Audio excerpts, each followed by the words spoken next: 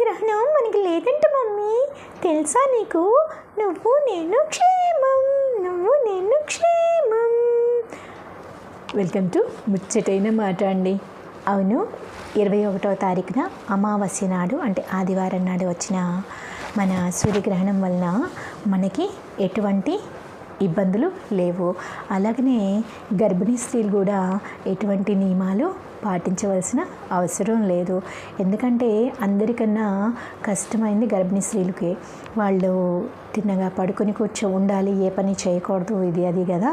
కనుక వాళ్ళు ఎటువంటి నియమాలు పాటించవలసిన అవసరం లేదు.